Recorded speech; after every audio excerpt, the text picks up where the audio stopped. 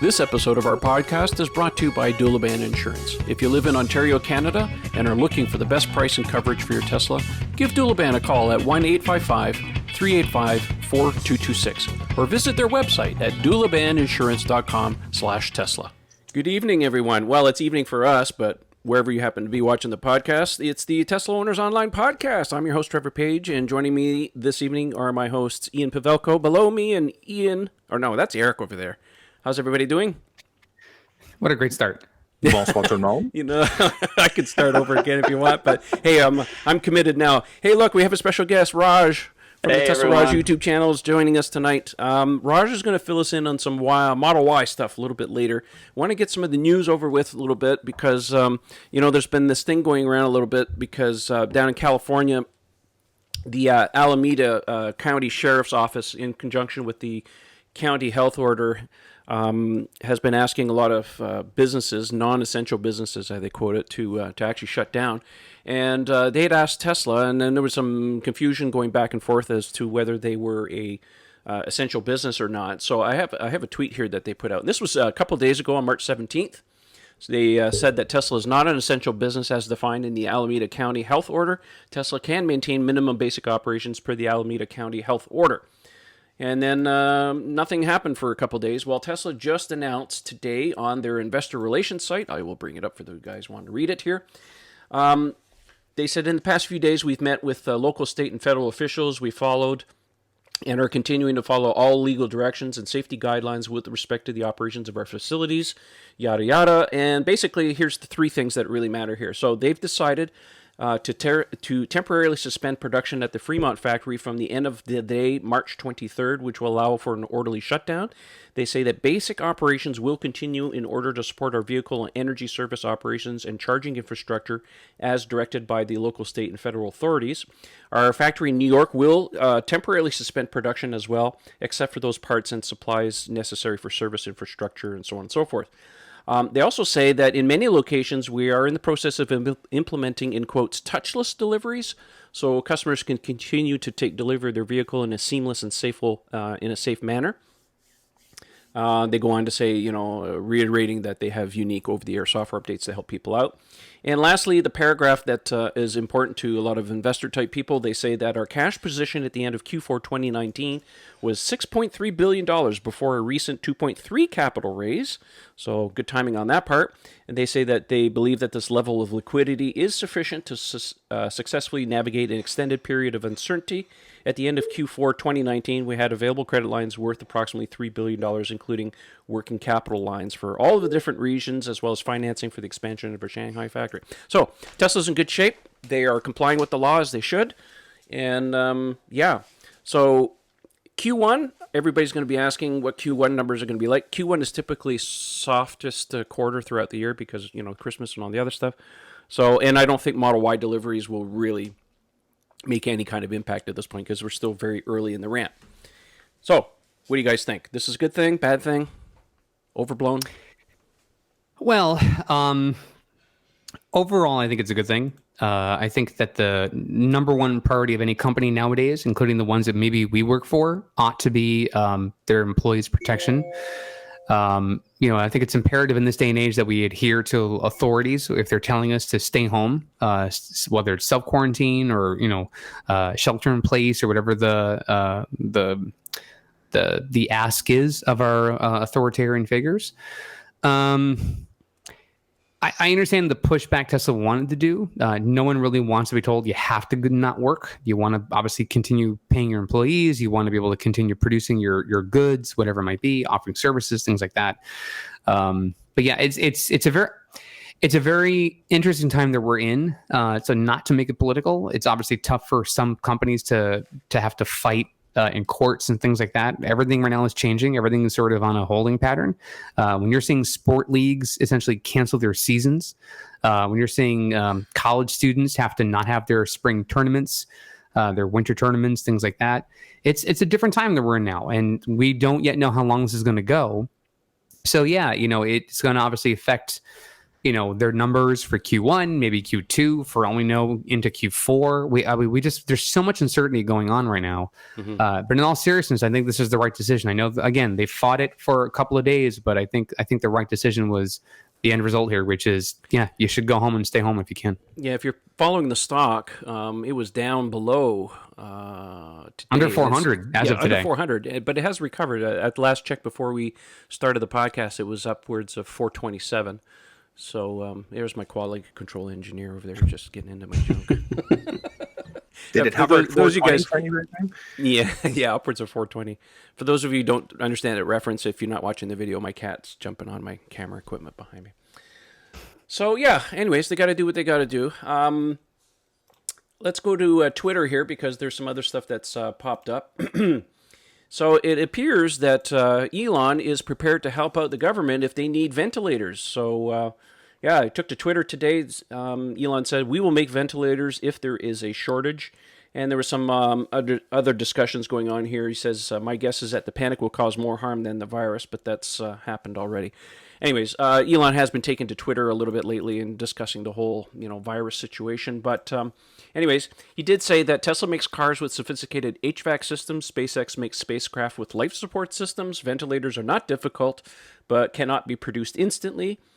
So he further added later on in a subsequent tweet, he says, "Which hospitals have these shortages so you can speak of right now?"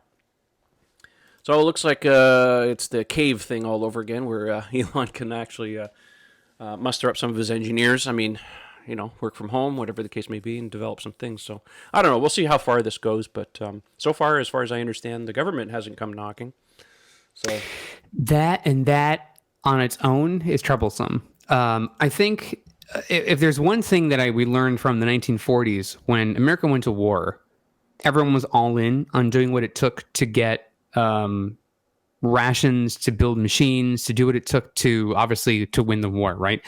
To me, this is more of a biological war that we're dealing with right now. The race is on to find the right vaccine, to find the right treatments, to get people, the right care in the hospitals. We're seeing a shortage of PPEs. We're seeing a shortage of ventilators. While it's novel for them to want to create this process now of be able to convert their auto factory into building respiratory devices. Ideally, it'd be great if the government stepped forward and said, no, we're going to give the funding to those companies who can make this, who know how to do this. There's no changing anything. It's just giving them what they need to get it done. So it's tough. I mean, we try not to be political on the show, but this is one of those odd times where you're seeing the two worlds sort of overlap. And I'm glad that Elon finally came forward and said, okay, we'll help however we can. And mind you, they're not the only ones. Fiat, General Motors, others are certainly doing the same thing in Detroit. But that being said, to ask them to do that is okay. I mean, if they want to do it, that's good. They're stepping forward. But even the government isn't saying, yeah, we want to leverage that help. You're offering it. We want to take it. Like there's that massive gap between the two. And that I hope changes by the time this podcast launches on Friday. Well, it originally came about because it was the mayor of New York City, Bill de Blasio. He reached out to Elon and, for cry of help. He says, our county is facing a drastic shortage and we need ventilators ASAP. We'll need thousands in this city over the next few weeks. We're getting them as fast as we can, but we could use your help. We're reaching out to you directly. And that's what instigated the whole, the Twitter thing with Elon. So it's nice to see him stepping up with the industry. To go back to what you said before, the Second World War situation, and basically they stopped car production and they started making everything else. So, yeah, I mean, people are not going to be buying cars right now. So obviously they got to do something else. So. Yeah, I think for some people too, it's the idea that they can't, like the war, I think was a more tangible thing in the 1940s. People can sort of see the gravity of it. I think there's a lot of people around the world that still don't fully yet understand just how significant and how important it is of what we're dealing with right now. There was videos that went viral on social media, especially from CBS News, where they had some videos of spring breakers here in South Florida, just kind of partying it up, right? And their rationale is, if I get sick, I get sick. And I'm like, yeah, but younger people are getting sick now at a higher rate because they're not being quarantined. And so, the hope is that they're all okay, but heaven forbid they go somewhere where they have to get hospitalized and that hospital just doesn't have enough equipment. So this it hasn't hit home with everyone just yet, but I hope that mindset changes in very short order. So yeah. All right. Any other thoughts on this before we move on? We want to get to the Model Y stuff, so we got to get through the news. Yeah. All right. Someone had to ask Elon on Twitter, are you going to stream Battery Day? Elon said, yeah. Yeah. Again, we still don't have a date as to when this will happen. It could be in the next couple of months. It could be delayed. Who knows at this point? Tesla has a history of streaming their releases and their. I mean, last year when they did the Autonomy Day, that was back in April, Easter to be exact. That was streamed. So this comes to no surprise as far as I'm concerned. But for those of you who are asking, they will definitely stream that. Speaking of which. Even Apple, for example, announced that their Worldwide Developers Conference, which is held in June, is going to be a stream-only event. So they're taking that pretty seriously. That's usually held in San Jose. So that, so we're seeing a lot more of that stuff. My wife has been working from home, and they're doing, virtual conferences, WebEx, and all the other stuff. So, all right, some more information. Our good friend Michael Bodner from the Tesla Tunity got Elon's attention this week. I'm sure Elon owes him a new phone. Michael went on to Twitter and asked, hey, Elon, can anything be done via software to show the health of the 12-volt battery over time and provide better warning of its eventual failure? And Elon responded, yes. Subsequently, after that, there was another tweet by John at a Tesla Owners Silicon Valley group. Can we review Sentry Mode videos in the car off the USB drive? And Elon replied, says, we will discuss with the team. So, some good information coming out. Now, Michael, I know it came about because his wife's 12-volt battery in her car died prematurely. And, of course, there's no warning in many cases. Sometimes you get, the little notice that says check your your battery situation. But in his case, it was DOA. So, we'll look for that. I don't know how useful it will be for everybody, but the 12-volt thing seems to pop up once in a while for some people. I think the Sentry Mode thing is kind of important, though, too, because people have been asking about that for so long. What he means by we'll discuss with the team, possibilities, timing, who knows with Elon. So at least it's on his radar again. So where it sits in the priority queue, who knows. Raj, you still using your roadie? Yeah. Oh, yeah. All the time. Yeah. I mean, the thing is like, you're not really accessing it all the time. So, it's just kind of like one of those things where, it's just when you need it, I know it's there. I just mainly just look at, is the red dot there or not? Is it recording? As long as it's recording, I'm good. When I need it, I know I can just easily pull it up and access it. But I think this will be really cool if it can be done. I took it as I need to check with my team to see if it's something that's doable. And so if it is, great. I'm sure he'll implement it. I don't see any technical inability not to do this. I think it's a priority thing at this point. True. Right? We can already see videos on Netflix and YouTube. I mean, they have HTML5 viewers now. So just point it at an internal thing, and I think at this point it's how much of an interface are they going to build over this thing. So right, but the fact that they're looking into it is. I mean, if it's going to be like a web browser without a window on it, maybe it's just pointing to the local drive and it's reading it right off of there. Yeah. Listen, if there's any Tesla engineers, Elon, who's listening to the podcast, go talk to Nate McComb.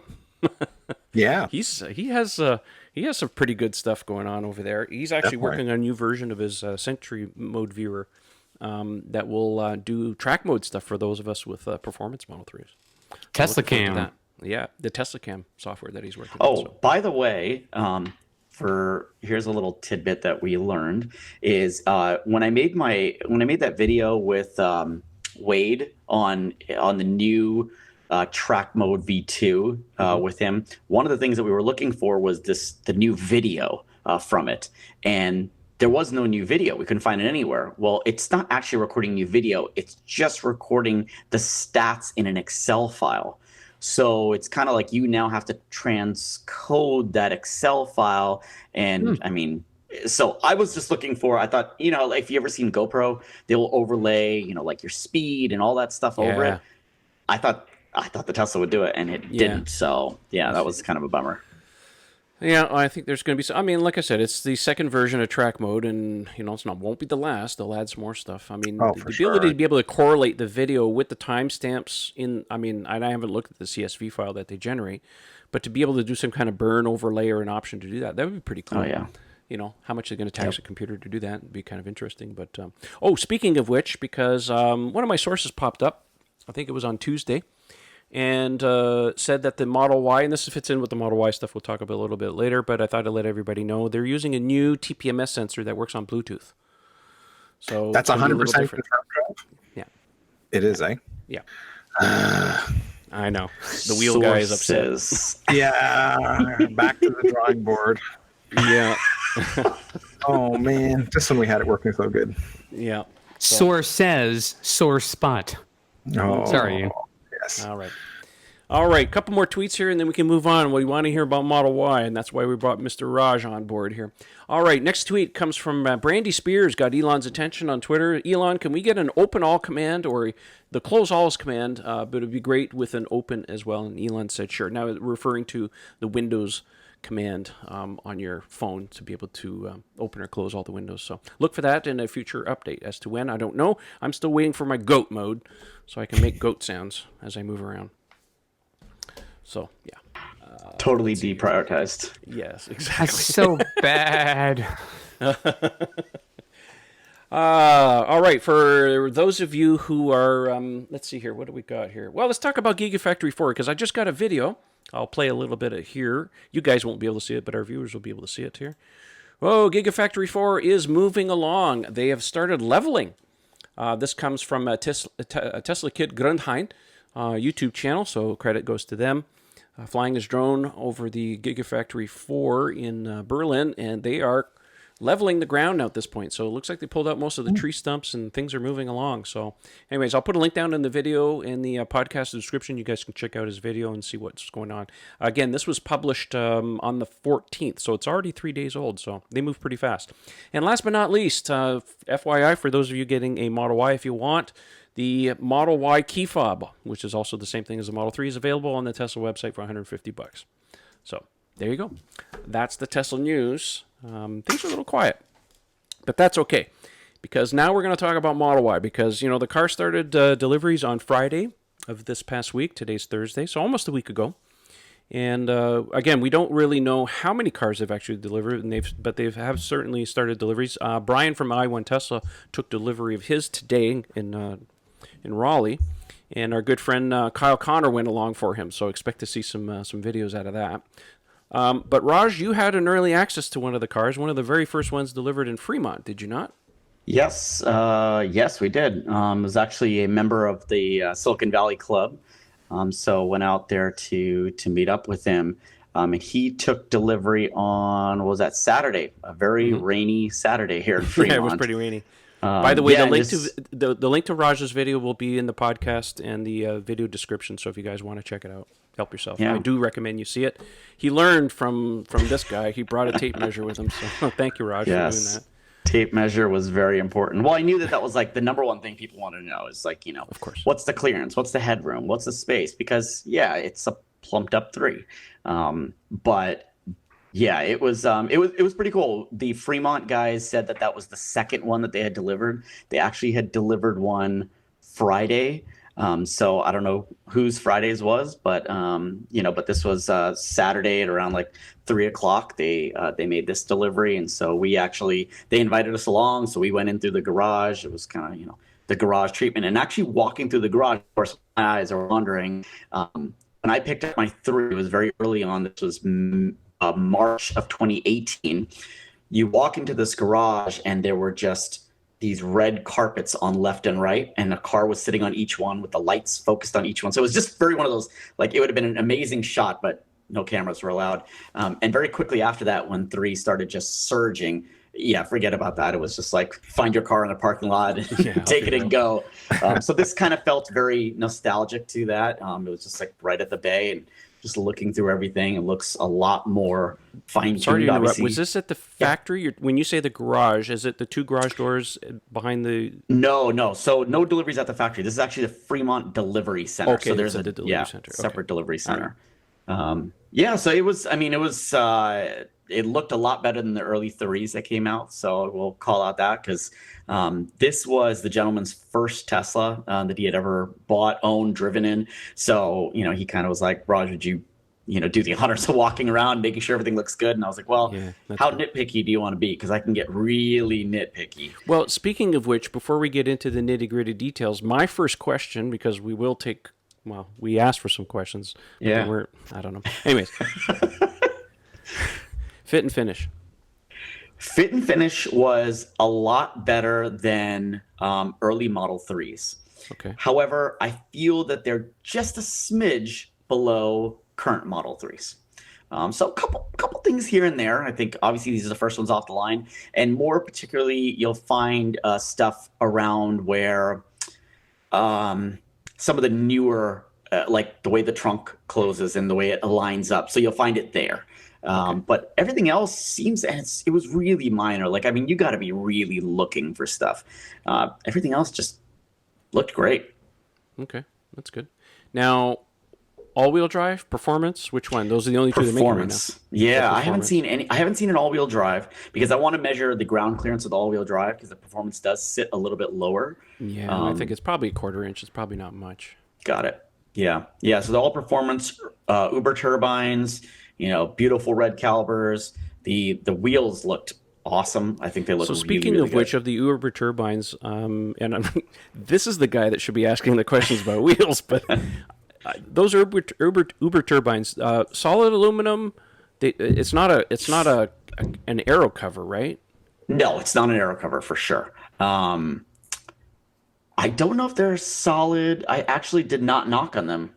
Next time I see it, I will. Judging from the exterior appearance, they appear to be entirely cast aluminum. Okay. I And mean, these are I'm the wheels eyeballing that that, were, but yeah, and these were the wheels that were on the red static Model 3. These were the design that Yes. Tesla had put on the original Model 3 static buck, if you will. It was a non-drivable model on the stage, and everybody's like, "Are you bringing that to market?" And things went silent for a while, and here they are. And so they put them on the Model Y.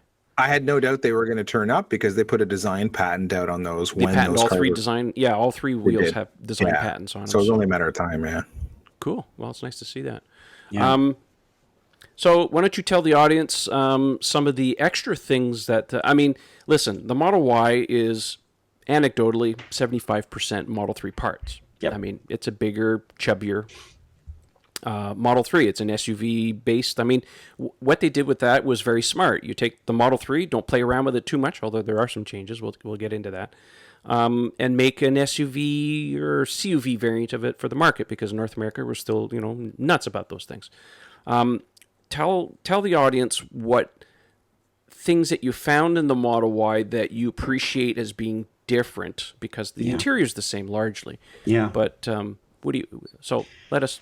So I'll say this as being, and some of the stuff I filmed today, so there'll be in some more details in There's a upcoming part videos. 2 coming, is there? There's part 2, part 3, Oh, maybe cool. a part 4. Oh, okay.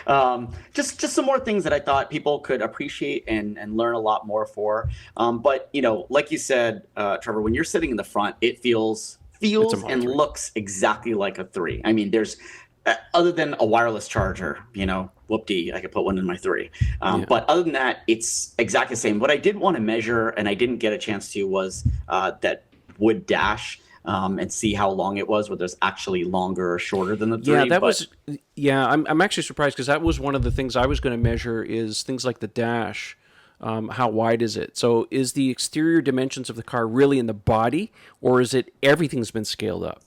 And I think to answer that question I think it's in the body, because when I got in the rear seats, 3 adults in the rear seats feels very similar to the 3.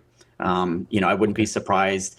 And what's funny is it's a different seat that they're using. So you can tell that because the center seat where the armrest comes down is wider. It's a wider armrest than what you get in the 3. Mm-hmm. So, but then what I really appreciated about it is obviously the single pane of glass, right? Oh, yeah, that's amazing. Awesome. I hate that crossbar that's there. I mean, it's fine. It's not I'm being, very, spoiled here, but it looks amazing without having any disruption to the glass back there. Just being able to see it all. I think that was one that's really good. That increases your headroom because you'll see the A pillars come down lower. And by having just a plane of glass, you've got, couple more inches above your head, allowing for people that are taller. Leg room in the rear was awesome and really nice.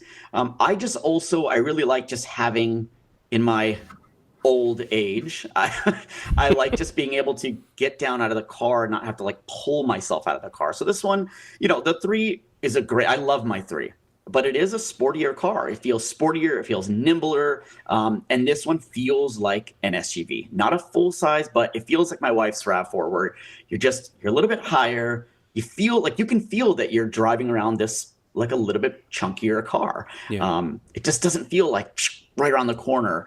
And then, of course, I love the room in the trunk. Like that is, yeah, that's amazing. Yeah, if you're lugging around a lot, you're picking up people at the airport, you've got kids, it's going to come very, very handy. And what people don't understand is that trunk space.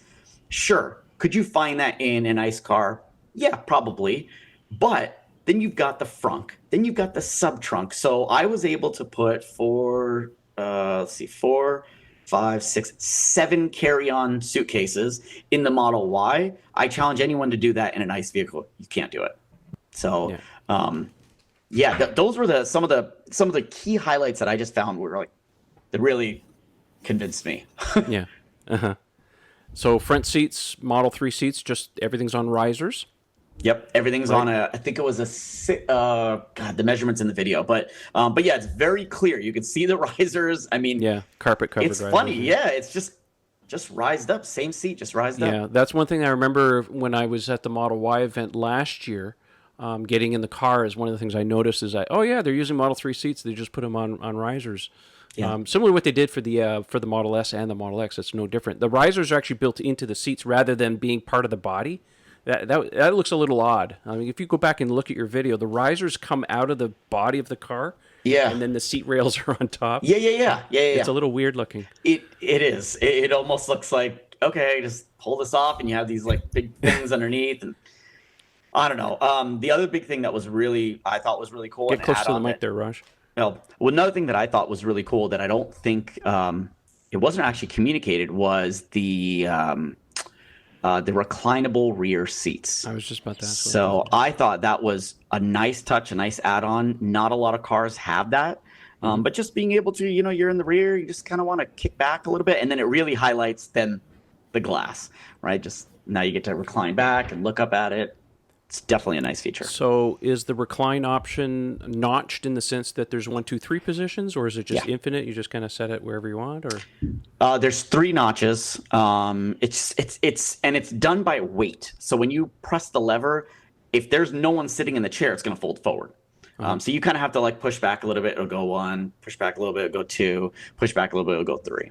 Okay. Just a little things. The nice touch on the back, on the driver's side in the trunk area with the 2 buttons that you can pull to actually fold the seats down. That's cool. That's very nice option. Yeah, little handy features like that. Like not going super outside of the box and crazy, taking the 3, thinking about things in the, the more I got to look at it again, like I said, I looked at it again today. And the more I got to look at it, the more I started to appreciate that it didn't really need a whole lot changed. But where they focused and made the changes actually makes sense, and I like what they did. Yeah. Rear seat is 3 cuts. It's not a 60-40, so it's 1, 2, 3 positions. Right. It's 60-40 in how they're attached, but they all 3 can fold down independently. Yeah. The one thing that it caught me in the video was I was a little disappointed, thinking Tesla being such good engineers. Is the ball that sticks out on the sides, and you can't fold it in. I was like, whoa, there's a fail. Bad. It's so bad. That was a bit of a fail on that one. I get it. Actually, no, I take that back, because there are times where you go to IKEA, we've all been to IKEA, and you get that box that's thin and narrow. But when I talk about narrow, it's probably narrow where it fits perfectly in there. That bar is going to jack you up. Yeah. I get it. You're not doing that all the time, but it's just that bar was just completely unnecessary. Yeah. When I saw that, I'm like, oh, it looks fixed. It doesn't fold. What were you thinking? Yeah. And what's weird about the mechanics of the seats are there's a little bit of mechanical, and then there's a little bit of that it's not completely motorized. So it's a mechanical latch, but it's not a motorized seat. Yes. The Model X rear seats are exactly the same way. Okay. The switches are right beside the headrest. So you push it once, Mm-hmm. and it flips the headrest down. And you press it a second time, then it releases the seat. And it makes that makes the same Got it. sound, right? Yeah, and the rear seats are ridiculously heavy. Yeah. I don't know why, but they are just ridiculously heavy. So when you go to pull that rear seat back up, I'm like straining a muscle. Really? Yeah. So I don't know what that is because of, but God. I'd throw a theory out there. It's because of the way they're anchoring the centerpiece. In order for it to pass crash testing, they probably have to have a lot of reinforcing in the structure so that it can support the joint between the three seats and, have enough torsional rigidity. That's what me and the owner were talking about today, is that I was like, man, these seats, every time I fold it up, it's just really heavy. Like, it's just not as easy to just flick up. And I said, it's probably reinforcement for safety. Big He's time. like, yeah, you're probably right. That's a reasonable assumption. So, right. So tell us about the rear sub trunk and the front trunk situation with those with this car.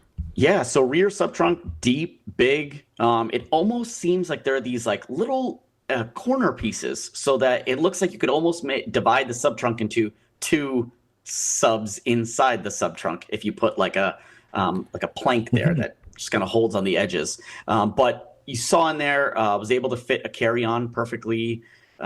Same with the front. The front could hold a carry-on perfectly, fit nicely in there. Nice touch interesting using the Tesla one. Yeah.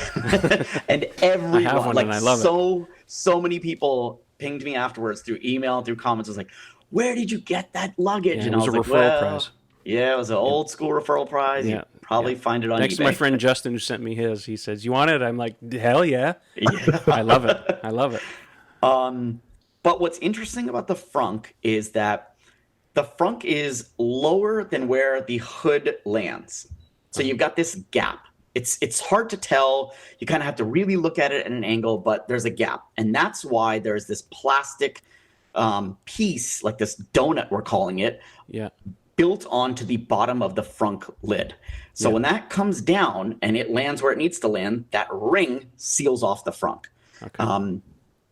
Otherwise, I think with the other frunks, the hood is landing right on the frunk, so it's kind of creating that enclosure. And I think here it was a decent enough gap where they thought, well, we don't want things to fly out of here. Well, we that don't makes sense. want water to maybe go inside, so let's just put this. So that soft donut plastic that you're piece. speaking of, is it Yeah. hard plastic? Is It's a hard or is it plastic. hard plastic? Okay, so there's no seal on that. The seal's on the front trunk, like Yes. on the Model 3, right? Yeah.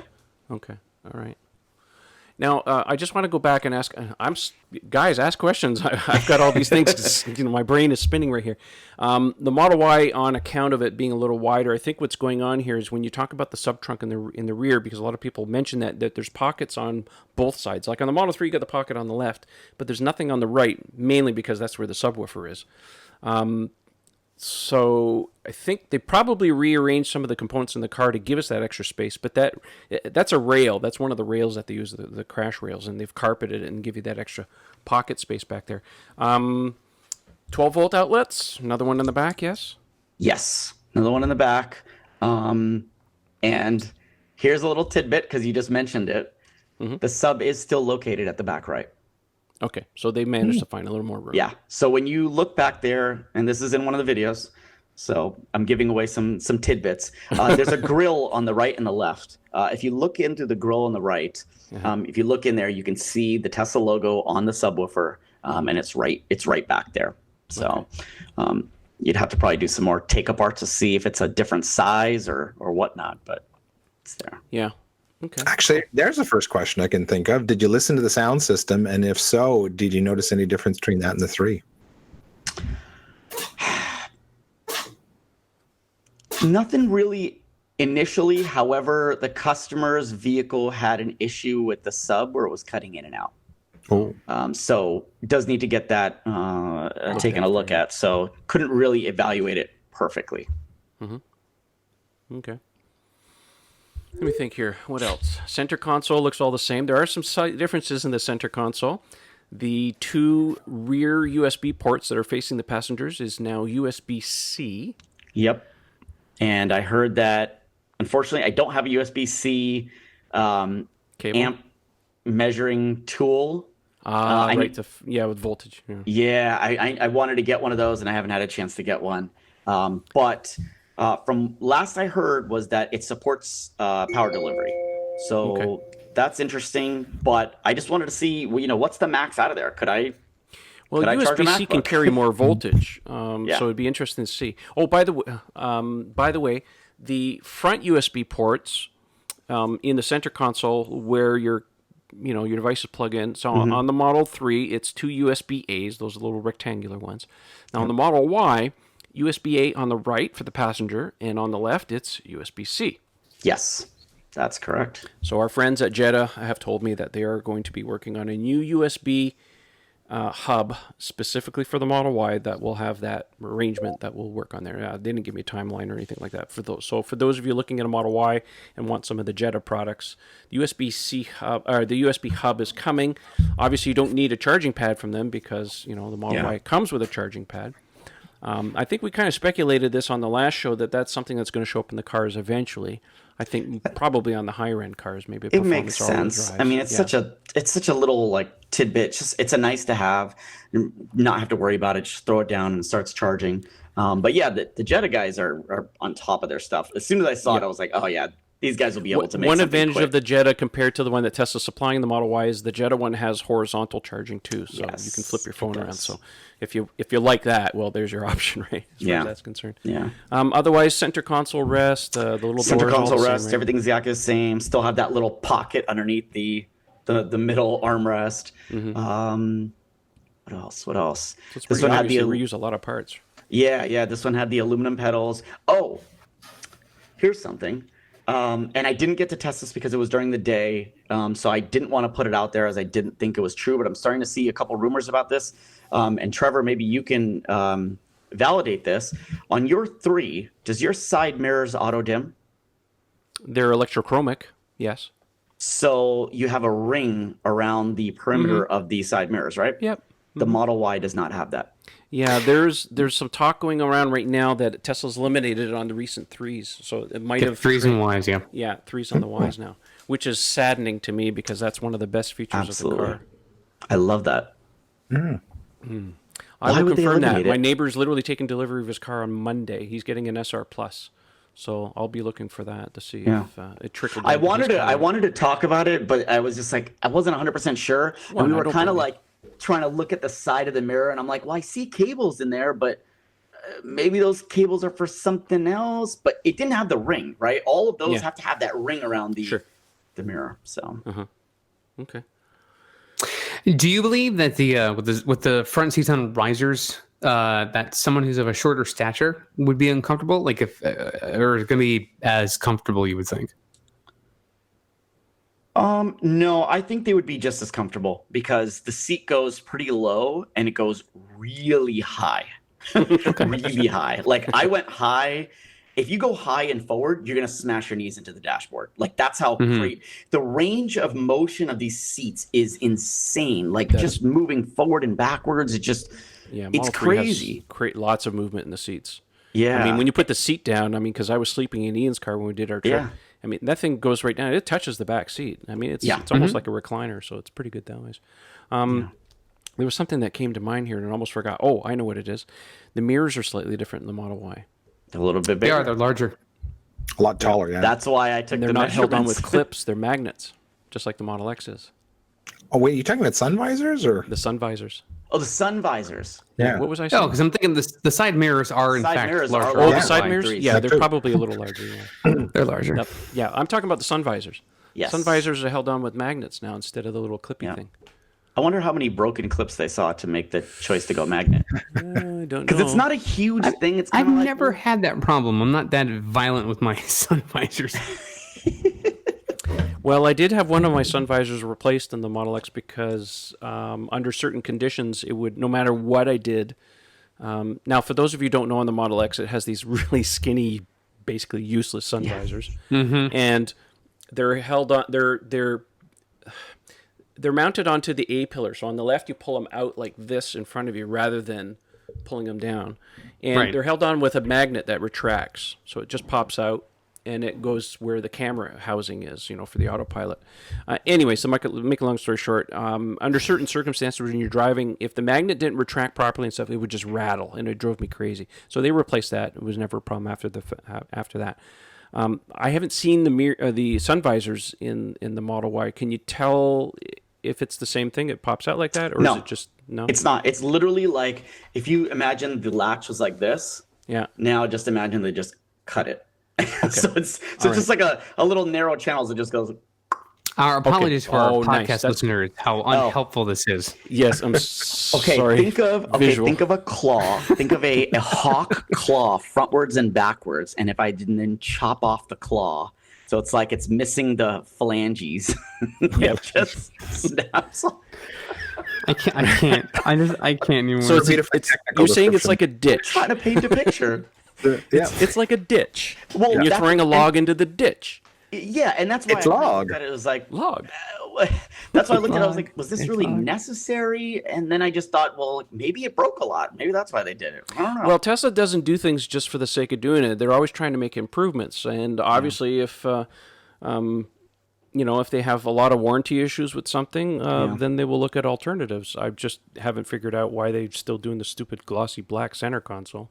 Oh God, that is the worst. I mean, if there was one thing you could have learned was don't do glossy black. Just listen. You matted out where the chrome used to be, so why didn't you just mat out the center? Look, they got black trim. It's a step in the right direction. Here's the thing I've learned about Tesla owners in the entire time before I was an owner and then became an owner and now doing the show with the fine folks like you guys.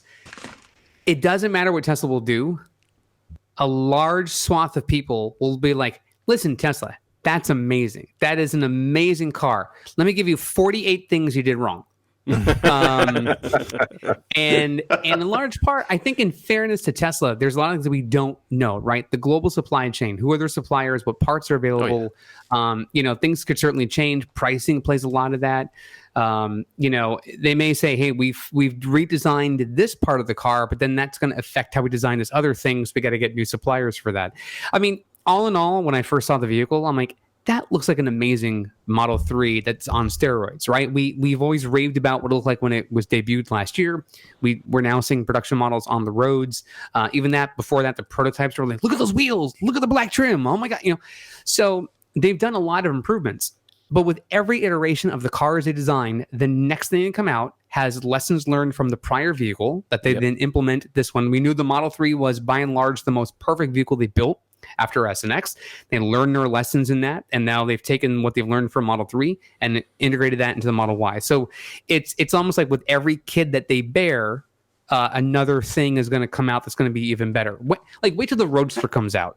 I can't imagine the number of people on forums and blogs and all this other stuff complaining, going, listen, that Roadster is amazing, but for the price of that car, you'd think they actually put in blankety blank. Like, can you guys? It's crazy. Everybody's it's crazy, an armchair engineer. Yeah. Listen, Eric, how many kids are you going to have to learn to create lockable latches for your seats?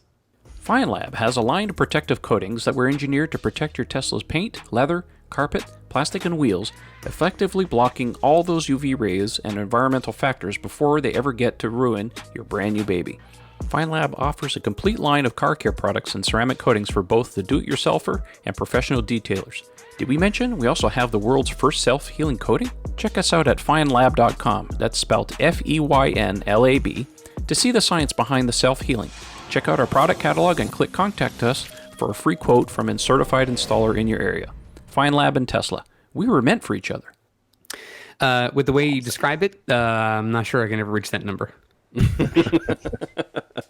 S, X, 3, Y, like, come on. What about the grab handles? Everybody wants grab handles too. But you know what, though? It's no different than when Apple decides to start taking things away that become so mainstream. And people are like, what are you doing? And then now we look back and they're going, yeah, they knew what they were doing. It's called being courageous. But for the record, Microsoft and other companies who have devices that are reliant on disks. Like, hey, you want to have this program? We're going to put it on 19 little floppy disks, right? So you still need to have a floppy drive. But then Apple realized, but cloud-based solutions were the future. Having no drives on your machine other than your hard drive was going to be the new thing.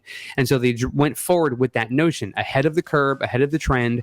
And now the most predominant market for technology are Apple devices. I mean, sometimes you have to be the leader in that, despite it's breaking the norm, because you need to be different.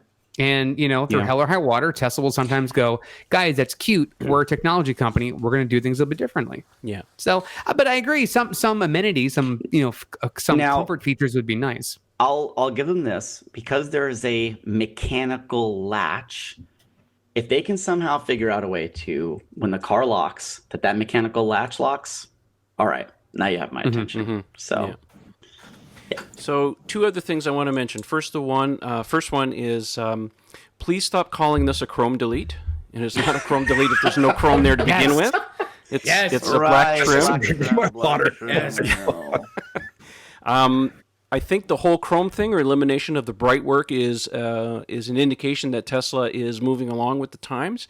If you look at a high-end Mercedes, Audi, BMW, they're all going with black trim now. Like, there's not a lot of Chrome anymore.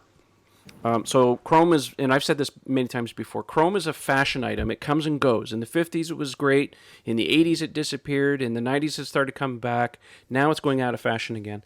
Model Y, along with the Roadster, because if you look at the Roadster, it has no Chrome on it as well. So the Model Y is the first mass production car that Tesla's building that doesn't have this Chrome thing. And I'm going to put some money on the line here. Well, my reputation. Going forward, when we see refreshes of these cars, that's going to start going away. So S and X will lose that eventually, in due time. So this is, Cybertruck doesn't have any Chrome trim on it either. Right. So, yeah, this is just the first indication of what's going on. So, yeah, it's not a Chrome delete, okay? It's called black trim. The other one, too, did you have any experience? Did you play with the HVAC system at all? Because obviously the big thing going on with the Model Y is that it has a heat pump now instead of a resistive heater for cabin heating. I already did a video on explaining on something that I discovered about that, but did you have a chance to try it? I know in California it's not something you normally probably try. Yeah, today I had to actually blow the AC because it was so hot. Really? But so haven't tested that out yet.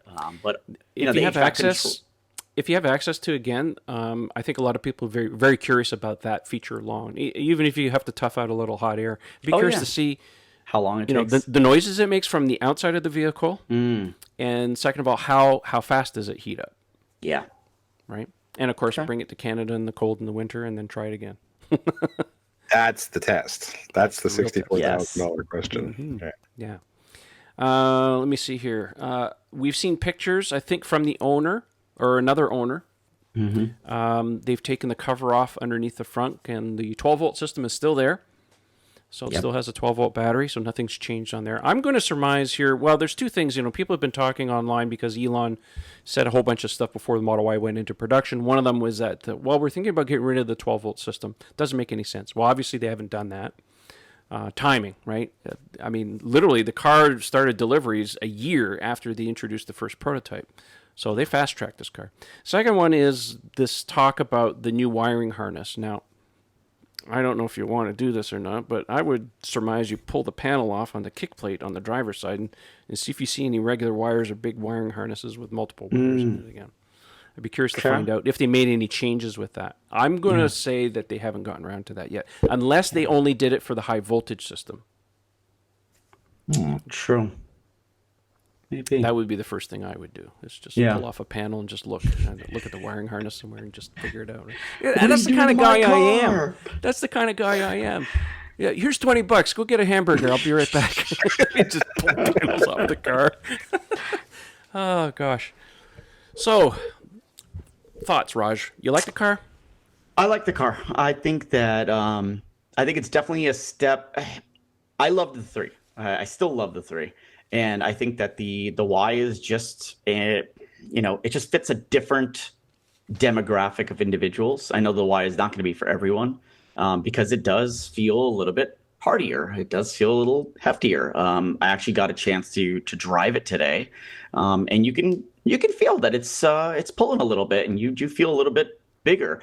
I don't feel like I want to go like whipping around corners in the Y. I actually feel like I want to drive like a civilized individual.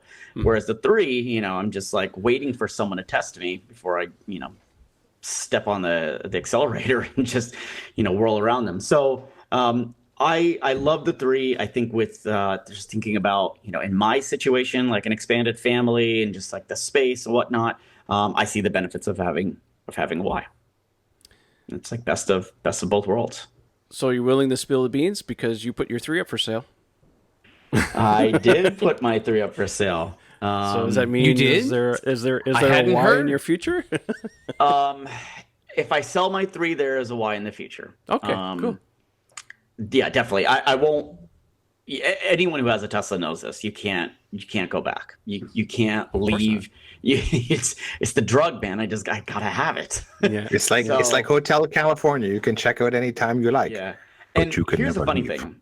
This is the funniest part of this story is that initially did not come from me. So I put out the video. My wife knew that I, went running to do this video, and Arash and I came back to the house, or soaked, drenched, wet, and how did it go? And in fact, this was the first time my wife was like, "You go out there and you make that video, and you make sure you get everything." And I was like, Nice. Who are you right now? Are you Who sure are you? you're the same? Who stole my woman?" wife? Yeah, it's like I love this lady. And so I was like, all right, cool. Let's go and do this. And so when I came back, she's like, "Oh, so how's it doing?" And I was like, "Oh, yeah, it's doing really well." She's like, "Oh, let me see it." Wow, you want to watch one of my videos in its entirety from beginning to end? Okay, Yeah. It's 14 minutes long. Just warning you. So she watched it in the family room, and then she looks at me and she goes, "All right, if it makes sense financially, Do it. you can go ahead and do it." And I was like, Whoa, "Holy sweet. shit!" Because I had told myself that for where we are, and just looking at the price difference and about estimating how much extra it would cost me to go Y, I was like, I don't know if it's worth it for us at this time. But after she said that, I was like, "Get out of my way!" I'm gonna go order one right now. Yeah, that was the only thing she said. No, wait till you sell it and then order it. So there might be some downtime. But yeah, so that's why it's up. I think I've been getting a lot of slack for it though. Well, and what he's talking about is price shaming, which is common in the Tesla world, because everybody says, "What are you selling it that for? I could buy a new one for X amount." Yeah, but this car has XYZ on it, and a bunch of stuff, right? Yeah, there's a few of those things, that. and I think when you look at KBB, KBB doesn't account for full self-driving, so you have to understand what that is and how much that's worth. Yeah. So some people are like, "Well, none of those features are available." Well, yeah, they're not, but when it comes available, you will have that. You don't have to spend a dime more, right? This has the full self-driving in there. Of course. Some people will appreciate some of these things, and I get it. Other people are like, "Your accessory means nothing to me." Yeah, Fine, some people okay. see those things as sunk costs, right? So. Yeah, I love the automatic trunk. I'm actually waiting for that company to make the foot sensor for the Y, as they're already looking into it, because I think it'd be fairly easy, Oh, just you know like what? the I X. can't even believe we'd even talk about that, because the Model Y has a power lift gate in the back. That which it is does. Not a big deal, because a lot of SUVs have it. It's just nice to see that Tesla's implemented on this kind of car, because I think a lot of people looked at the Model 3 and like, well, why didn't they do that? Well, how many sedans on the market in this price range actually have that? None. No. That's pretty I mean, rare. I have the I'm power also of trunk. the belief. I was gonna say I'm also of the belief that it's overrated. The car doesn't need it, but when you do have it, No, it's nice to I get have. it, but that goes for anything. Like this car didn't need seat covers, I have that. Oh, this car didn't need new carpets, but I have every upgrade you do. Like your car doesn't need tinted windows, but if you tint it, yeah, it's a nice feature to have. Oh yeah. But I think for some people, they see Tesla cars as they are, out of the factory, as an expensive car, and then there are certain people who I shall not name, Mark Benton, who seem to go love you, through Mark. we do love We you, do. Mark. We do. We kid because we love. But there are a lot of people who get a Tesla and they make it their own. They really make the car extremely unique, right? The VIN is not the only unique thing about that car. So when they do that and then they decide, oh, I'm going to upgrade, I have to move, whatever the reasons are they want to sell it, they're going to sell it. And then all of a sudden, now comes the people who are being negative Nancy's going, well, it's not worth that much. Why is the whole thing? Who's going to want to buy all those features? It takes one person to buy that car to be like, there's the demand. It's just all you need is one. You just need one person to say, yes, I agree to the price. Right. And I know they sell. They have incredible resale value, right? Like we all know that. Yeah. But I'm someone who, if I see a car with those listings, my inclination and mine alone is I would not be inclined to want to get that because then I'm locked into the car has those things. Like if somebody took a Model 3 and installed a pneumatic lift in the back so that it powers open, I prefer taking that off and putting the OEMs back on because I like to be able to shut my lid so that it's unlocked but not fully open. So if I'm going in and out of the house multiple times, my trunk's just not always flung open. People can see that I'm loading stuff in my trunk. So there's different strokes for different folks. So with that in mind, Raj, best of luck. I hope you get your 50,000. I hope it sells extremely well. Go to the forums, check it out if you want more details on the car. His car's listed on the forum. So by the way, I'll put it in the link. So if you guys want to check it out, it'll be down there in in the the Bay Area. I mean, here's the man. I mean, he's got a nice car, and Raj is if very you're not picky. in the Bay Area and you can transport it. Yes, of course. It's worth mentioning that Raj is very, very particular about his car. So it's in really, really good shape. So it is. It is. It has a new tire on it. It has a new tire on it. That it does. And he has hardware 3. It's been installed, so it's ready to go. Mm-hmm. That is true. You can see trash and cans. You know what, though? I also say there's an emotional connection to our cars. So I would imagine for any owner who has to sell it, it's a hard decision to come to have to sell the car. Even if you're upgrading to, like if you're going from like a 2014 Model S to maybe like a 2020 Model S, like, yeah, if that's your first Tesla or maybe your first electric car, it's hard to part with that. It's hard to just be like, okay, I'm ready to let go of this because really you don't forget that. Like Raj said, once you're in for life, man. Mm-hmm. So. Yeah, I love my toys. I spent 5.5 hours cleaning my car today. Were you using a toothbrush? Yeah, pretty much. You want to do mine next? Took my wheels off, washed all the wheel wells. Oh yeah, it's all good. You want to fly Mike Bodner to Canada and have him wash your car? Yeah, I think we need Mike and Zach up here to decrustify my car. It's hell, I live here and my car will never look that good. Yeah, no, just go ahead, Raj. No, I was, the amount of time that you take to like clean your car, like I'm inside my garage, got my music going. It's just like, for me, it's a very like, other than like my back wanting to break after, it's just, I laid down for a good long nap after I was done. It beat the crap out of me. Yeah. You know what's great? Our significant others would tell us, you spend so much time making your car look good. Look at you. What are you doing? Yes. Can you comb your hair? Can you shave? We're going to a wedding. Can you please take your pajamas off? Let's go. Let's get out of here. No, but Eric, but to what you were saying about like the car connection, I couldn't agree with you more. Like if it was up to me, I'd have the 3 and I'd buy a Y. Like absolutely, I wouldn't want to get rid of anything. But it's just So which Y are you considering? All-wheel drive. So, and the reason why is I always look back at when I bought the 3, if I had waited a year, I would have gotten performance because for the same price, you can get performance. Of course. But I also look at it as once you've given 300 miles, you can't go less. So now I won't go performance just because I like the add-ons. I don't really care for that speed. Like, for me, it's fast enough as is. And the all-wheel drive is so perfect. Close in performance anyways. Yeah. And are they going to offer the $2,000 performance boost on the all-wheel drive Y like they do on the 3? So I'll let you in on my thoughts on the performance. Please do. I thought the performance was underperforming. Really? It did not feel fast. It did not feel so. I took Wade's car out, which is a Performance 3 track mode. That felt nauseatingly fast. The S, obviously we know, fastest car out there, nauseating fast. If you want to throw up. I did not feel like I wanted to throw up. I did not feel like my head was thrown back. I mean, What was- I felt it, but it just didn't feel. And then if you look at Oh My God Tesla, OMG Tesla, we'll put his link down below. But he tweeted out Draghi for the new Model Y performance. That was the guy whose Performance Y I've been sitting in and filming in, and he just did that today, and the metrics were not what they said they're supposed to be. So I definitely think it's underperforming. What was the state of charge on the car? Do you remember? Was it low or high? When I was done with it, it was at 200. So I'm guessing by the time he got to their house, maybe like it couldn't have been less than 180. They weren't 20 miles away. 50%. Well, you're getting down to to 50% then. Yeah. 180. Like Sasha did a bunch of tests on a performance, and he says that the performance doesn't change all that much from 100 down to about, I think he said it was 75 or 76%. After that, it drops considerably. You can really feel it. So if it was in the 60% range, that would tend to make a lot of sense. So here's the results. 0 to 60, 4.16 seconds. Yeah, and they're claiming 3.5, right? Yeah, there was a 1% slope. 192.5 feet. Yeah, I would attribute that to the SOC.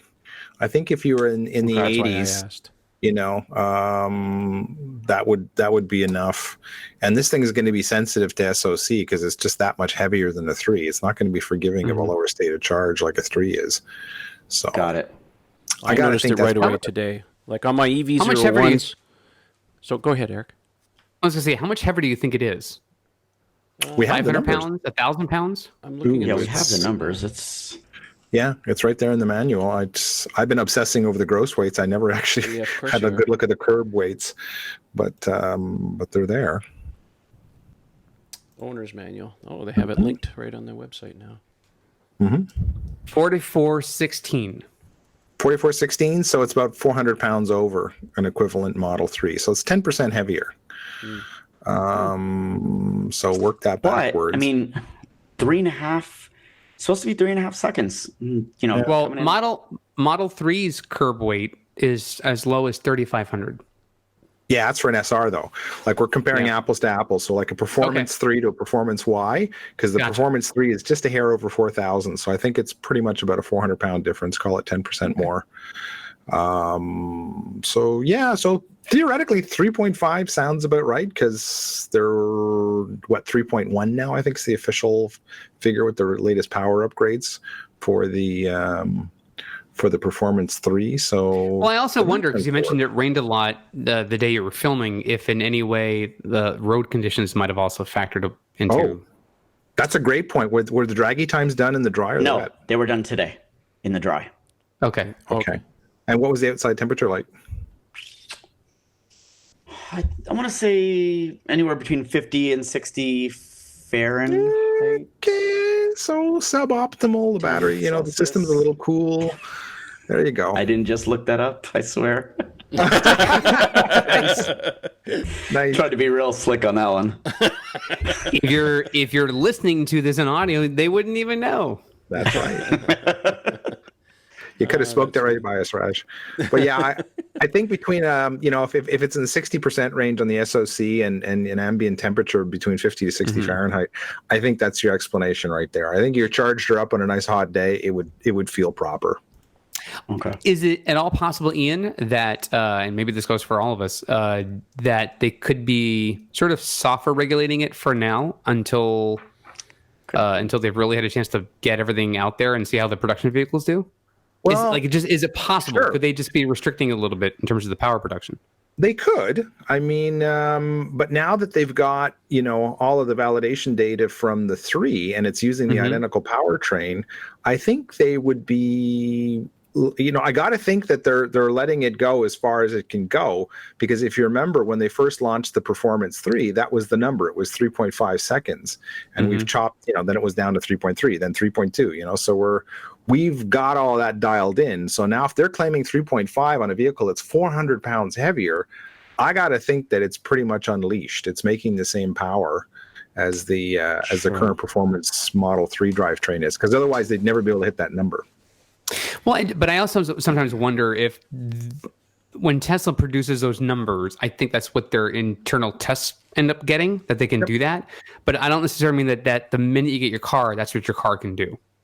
Like we've seen minor changes and fluctuations in numbers all the time. You just made a good example of the numbers gradually come down as they increase the power by 5%, as they do all these different changes via software updates. It, to me, would not be surprising if we later find out that there's something in the code that right now for this early batch of VINs, they're sort of like hampering it just a little bit. And then once they feel comfortable with the software, because the Model Y itself is a different car. I'm with you on the actual components being like the Model 3, but you still have a different chassis. This still is a different car. So I'm just theorizing here that I have no proof of this whatsoever, but it wouldn't surprise me if it's different. Just wanted to note here that Brian and I, when Tesla took delivery his performance Model Y today, and he's just reporting on Twitter here. Someone had asked him if it had track mode. He says no. He says it only has off-road mode. Yeah. To comment on your theory, Eric, is excellent. For durability purposes, it would have made sense for them to do exactly what you're describing, because that's clearly what they did with the 3. Is that's why we got our power. Yeah.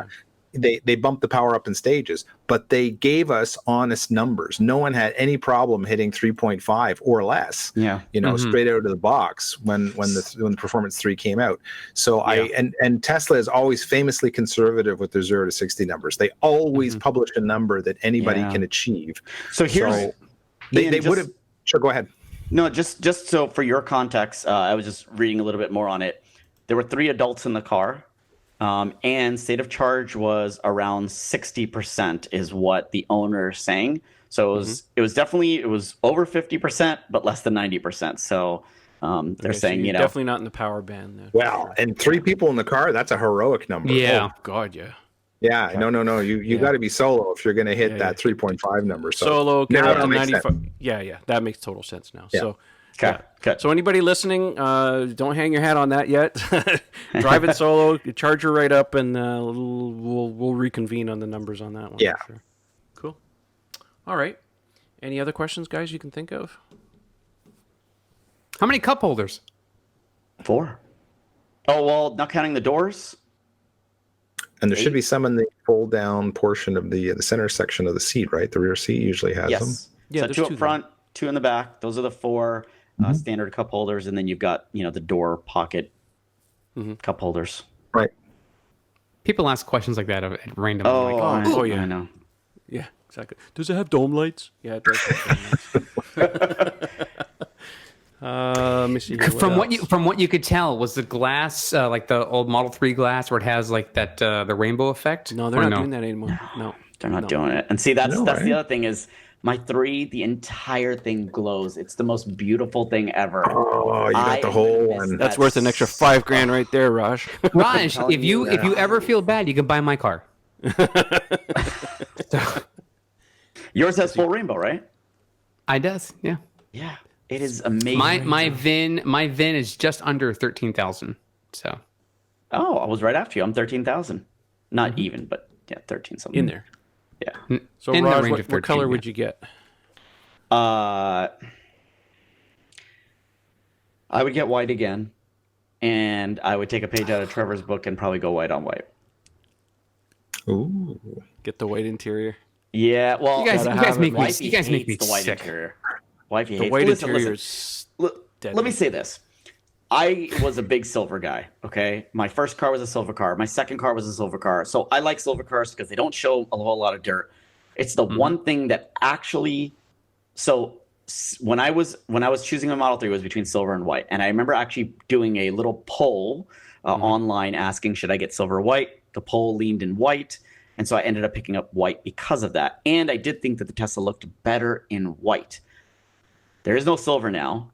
However, the only negative to white that I will say now is that damn thing looks dirty all the time. The rear of the Model 3 is the most filthiest thing ever. It gets so disgustingly dirty. Yeah, it gets way dirtier than my Model X ever did in the back. Yeah. There's something about the aerodynamics. Metallic. Yeah, but see, the problem with the dark, and this is all for everyone listening, this is all personal preference. There's no hate against anyone's colors. Yeah. Correct. You know, we're not doing car racism here. But you know, the problem, Or anywhere for that matter, or anywhere.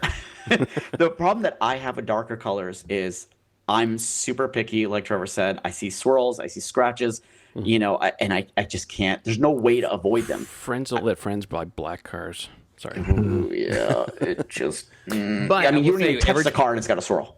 Yeah. every time I've seen a Model 3 in silver, I'm like, oh, I regret not getting that color. It is so nice. Well, they're It's so rare pretty in now. silver. Yeah. Yeah. Who would have thought? I saw one with silver paint, white interior. I was like, oh, Ooh, look at that Kim car. That's even Paquette has one rarer. just Yes. like that. It's beautiful. Yeah, performance. Remember, car like actually, that. we saw one in Montreal. Remember when we picked up your Yeah. car, Ian? There was one there. There was one there. I was like, I oh, yeah. Mhm. Yeah, I would agree with you. The silver with the white interior is just, Chef's But- kiss. yes, Yeah. that was a chef's kiss. I don't know what a Model Y would a Model Y look good in silver? I think it would. I guess somebody's got to do some Photoshop kung fu on that. I wonder if it would look more like a minivan if it was silver. Someone not said nice sure. duck lips to the Y. That's good. Well, you know, you have to look at the nose is more pronounced on it because it is Yeah. higher, right? So Yeah. it's And it tends to have the concavity of that front bumper is more pronounced, so I could see where they do For sure. the duck lip. Oh, I will Yeah. call out the black, not the black trim, but the black trim around the wheels. Yeah, that's like Yeah. a soft, almost like a soft rubber kind of texture. But Like a silicone? yeah, I would say so.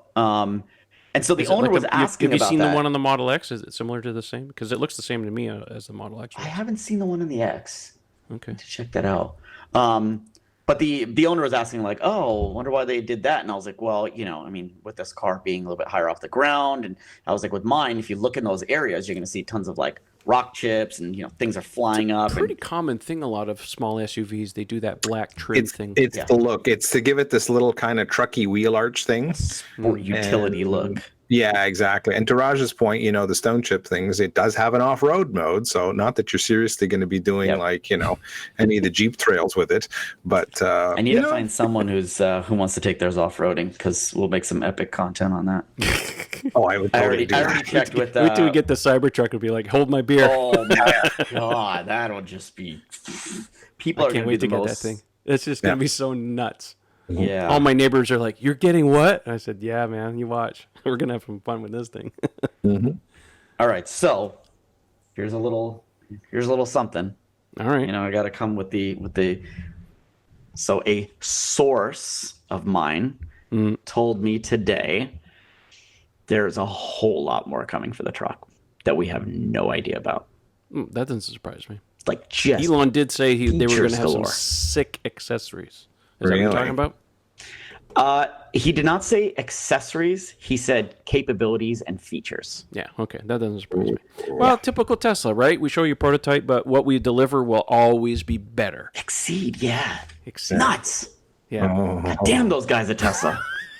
Damn you! Take my money! Shut up and take my money. yeah. Oh, yeah. Seriously. Yeah. Yeah. I think Subscribe to it the might be YouTube breakdown in channel. order Daddy one. needs his money for the Cybertruck. That's right. Well, also the other thing, reason why I did the Y is it's just a little bit more practical. The Cybertruck's not going to fit in my garage as of Yeah, right that's now, a problem, and yeah. my wife keeps looking at me and going, "You're not buying the Cybertruck," and I'm like, when I log into my Tesla account, it sure looks like I'm buying it. Exactly. We all got caught up in that. Except for Yeah, Ian. it's like, He was no, you're actually not. restrained. He didn't order one. We were in line, and I'm like, done it. Yeah. That's No, good. no, Good for you. no. I resisted, and I absolutely adore it. It's just I have zero use case for it right now. But I will state for the record, I am buying one. It's just it's going to be in 8 to 10 years when retirement comes. It's not now. Yeah. But no, I'm gonna run that thing all over Hell's Half Acres, man. We're gonna get that in a trailer, and we're gone, baby. We're gone. It's just like Jerry Seinfeld. Do you want the insurance on this thing? He's like, oh, yes, because I'm going to beat the hell out of this thing. Oh yeah. Oh hell yeah, we are. Yeah. All right. Well, I guess I can't think of anything else. I mean, I want to say thanks for coming on and letting us know about some of the Absolutely. interior details. And, you know, we're looking forward to some of the other stuff that you're going to come out with. If there's anything else that you're going to be revealing in the videos, well, looking forward to it. Yeah, parents, stay tuned. If you're a parent, stay tuned. Oh, If you're cool. Very good. a tall person, stay tuned. Awesome. All right. Love the Yeah. hits. There All right, was a few Raj. questions on Trevor. Trevor, there was on your Twitter feed. Yep. We did get a few questions there. We did? Do we Okay, want to? let's go back and I'm taking a look right now. Let me just refresh real quick. Yeah. Just get to these questions. Someone was commenting. Well, John was commenting. Nice sweater there, Raj. You were representing. Got to, man. Those guys were Silicon Valley owner club members. Yeah, love John. Okay. Let me see here. Someone Only saying only in Northern California can you wear a sweater at this time of the year. yeah.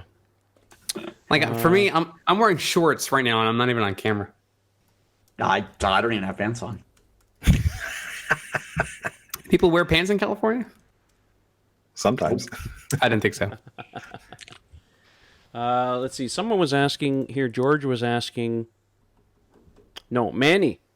Does the Model Y have roof rack rails? Any load capacity so I can mount the roof rack? Did you see any evidence of that? I was looking in the manual here real quick, and I could have sworn I saw something to that effect. I mean, it's got to be there. There's no way that you make a sports utility vehicle and it's not there. Yeah. No, that would be insane. Yeah, the Model 3 have it. Well, listen, are you getting access to the car again? Let's just say, I mean, I can, and Okay, I will have here- a here's- lot of here you- access to vehicles. Even if you don't have access to it, just ask the owner. Yeah. Look at the glass. You know where the arrows are in the glass that Yep, point out yep. where the mount points are. Just Well, ask I him can that. answer this question. You can. The answer is Okay, yes. please. Answer is yes. There was a during a prototype phase. I think it was they were on. testing something. There was one on. I think it was in Sunnyvale. I want to say it was in Sunnyvale, near San Francisco, like in the southern part of San Francisco. There was one on the road, and it had a roof rack on it. Yeah, somebody It had one. tweeted out or Instagrammed a picture on that. It seemed to me. I'm looking at Yeah. the 3D of the Tesla webpage. Here, I'll bring it up. You guys can't see it here, but I'll show people. This graphic right. Oh, son of a gun. Where did it go? It just disappeared on me. It just went away. The one where they show you the body in white. Mm-hmm. Here it is, right here. Rigid structure. If you zoom in on the roof and you know anything about where the rails are or where the tabs are on the Model 3, the Model Y has them right here. So, Yeah. There you go. all right. Well, that answers. Yeah. If you can do it on the Model 3, you can do it. Certainly do it on the Model Y. It doesn't make sense for them not to do that. So, Yeah. let's see here. Philippe asks, "I'm 6'3". I usually stay away from sedans due to poor visibility. What are your impressions of the Model Y regarding visibility and comfort level for tall people?" so Well, he did. Raj did say stay tuned. Yes, exactly.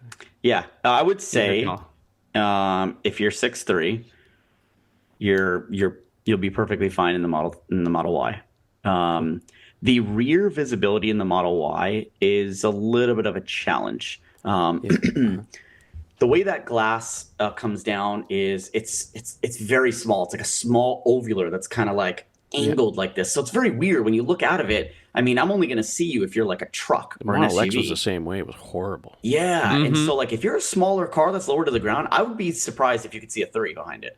So if you're a smaller car and you're right behind, I think it's going to be a little bit hard to see. That's why you've got that rear cam. Problem is when you pull up the rear cam, you lose sight to anything else. Yeah. So, but as far as size and fitment for yourself, and the other thing that I did feel also too was like looking in my blind spots. However, I don't remember if Elon addressed this as far as getting camera access when you signal. But that would be super helpful there. If, hey, I'm just making changing lanes, just bring up the camera real quick. I think that'll be great. I think someone had asked Elon about that on Twitter some weeks ago, and he said that they were going to do something like that. So yeah. So if that comes in, that solves your problem there. Yeah. Rear, I mean, if you're going in reverse, you'll be able to see it. But as far as fitting the vehicle for yourself, the Y is going to be your best option. Other than that, and then get an X and pay double. Let's see here. What other questions we have that's relevant? Not too many.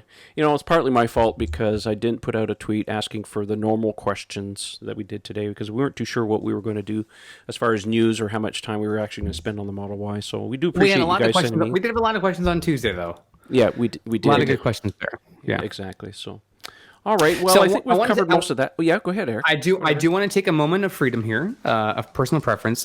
When this show goes live with YouTube on Friday, March 20th of 2020, ladies and gentlemen, our lovely host is officially 50 years old. Give it up for our wonderful host.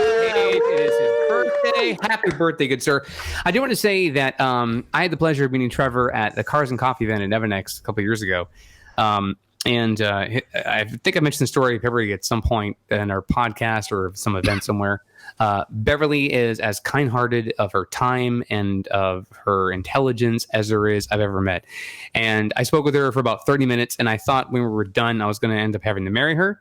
But it got me even ever closer to meeting Trevor. And then ever since then, the bond, the friendship, the camaraderie, I am so grateful that you were in my life. I remember every milestone step of my purchase experience with Tesla, Trevor was always there. He was one of the first to call me when I got my order in. He called me on my delivery day. He certainly couldn't film it like he did with Michael and others. But I tell you what, he is by and large one of the kindest, most generous persons you will ever meet. So I am so thankful I get to be a part of this experience with you and all of our friends. I hope your birthday is amazing, outstanding. I know right now the conditions in which you're celebrating it is not great, but I am very appreciative that we had a chance to celebrate you when you were down here in February. I appreciate that. Hopefully that is something to commemorate and take with you on your special day. So again, if you're listening to the show on Friday, March 20th, 2020, Trevor is now halfway to 100. Thank you. Now get the hell off my lawn. Okay, see you later. I appreciate that, Eric. Thank you very much. Yeah, despite we were going to have a dinner party and everything tomorrow night, but obviously that's not happening considering. But knowing my wife, she'll make up for it. There'll be treats. We'll doing, see photos of it. We're doing dinner and some other stuff. So it'll be a stay-home birthday. I was going to say, and for those who are watching on YouTube, I'm 42, he's 50. Just look at the difference. He could be my dad. Oh, my God. Eric has good genes. He has good genes. Thank you, Eric. That's very kind of you. They're Levi's. That. Yeah.